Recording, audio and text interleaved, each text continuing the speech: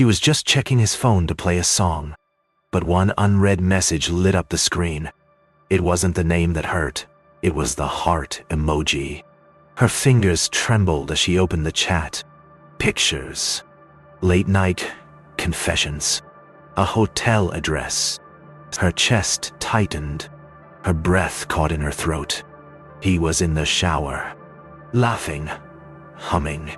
She sat there frozen, the walls spinning around her. This wasn't a mistake. This was planned. And just like that, her world cracked open. She watched him through the half-open door. The steam clouded the mirror, but his silhouette was clear. He sang the same song he once played for her. She didn't cry. Not yet. Instead, she noticed the small things. His phone charger. His favorite watch on the sink. The normalcy of it made it worse. He had no idea his secret was gone now. No idea the woman outside that door was no longer the same. She closed the door quietly and walked away with a new kind of fire in her chest. She poured herself a glass of wine, her hand steady. The house was silent now. Too silent. Memories of him holding her, promising forever, played in her mind like static. But something shifted as she took that first sip.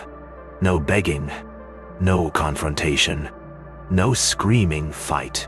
She wanted him to feel what she felt, but slower. She would let the guilt rot him from the inside, and he'd never know when or how it would come. This wasn't just heartbreak anymore. It was a game, and she was about to change the rules. She found her within minutes, tagged in a beach photo. Perfect teeth, perfect angles, the kind of girl who smiled with secrets. Every post was a breadcrumb, every caption a dagger. She studied every face, every location, every habit. The other woman liked green tea, posted gym selfies at 6 a.m. She had no idea she was being watched. The betrayal burned less when turned into strategy. She wasn't going to destroy them in rage. She was going to make them destroy each other. And it would start with a simple, invisible push. She opened a new email. No subject line, no signature. The words came easily, like she'd rehearsed them in her dreams. He's still lying to you. Ask him about the hotel on March 3rd. She attached one photo. No context, just enough truth to ignite doubt. Then she deleted every trace, cookies, history, temp files. She'd learned the digital tools of the trade quickly. This wasn't revenge. This was justice dressed in shadows. She hit send, then closed the laptop with a quiet finality. Now, it was a waiting game. And she was very, very patient. The call came while he was driving home. Her voice was sharp, trembling, demanding answers. He stammered, asking what she was talking about. "Don't lie to me. I know everything," she said. His knuckles whitened around the steering wheel. He tried to pull over, but the damage was already spreading. What she didn't say hit harder than anything else. A cold sweat trickled down his neck. He had no idea where the leak came from. And that fear, that uncertainty, was exactly what she wanted. He called, again and again. Each ring felt longer than the last, like time was dragging him under. No answer, just voicemail. Her silence screamed louder than words. He checked his messages, read and ignored. She was gone, but her absence felt pointed, intentional. He stared at their framed photo on the nightstand. The smile she wore then wasn't the one she had when she left. He started deleting messages, like that could erase his guilt. But the more he tried to control it, the faster it unraveled. He wasn't being ignored. He was being watched. She parked 2 blocks away, just far enough to stay hidden. The lights were on. He was home, alone. She sipped her coffee, eyes locked on his window. This wasn't about stalking. This was research. He moved like a man unraveling, pacing, drinking, checking the door. She smiled softly. He hadn't slept, clearly. He looked over his shoulder like something was behind him. Guilt was a ghost, and she had become its hand. He didn't know she was this close, and that was the whole point. The package arrived just before dawn. Plain envelope. No return address. Just weight and silence. He picked it up slowly, like it might bite. Inside, one photo. Her face, smiling, with another man. On the back, one sentence in her handwriting. Now you know how it feels. Yenire. He dropped it like it burned his hands. She'd never cheated, but he didn't know that. She wanted to fracture him piece by piece. And that photo? It was just step one. Because the worst part wasn't losing her. It was realizing she never needed him again. She walked through the crowd like she belonged to the world again. No one knew what she'd done. That was the beauty of it. Each step felt lighter than the one before. She wasn't hiding anymore. She was transforming. There was power in knowing the truth and choosing silence. He was unraveling, but she was rebuilding. She bought herself a coffee, tipped well, smiled at strangers. It felt good to be invisible to everyone but him, because somewhere he was still watching, waiting for her next move. And she wasn't going to give him peace, just yet. His apartment looked like a storm hit it. Half-eaten food, torn envelopes, unanswered texts filled the space. He hadn't seen her in days, not even online.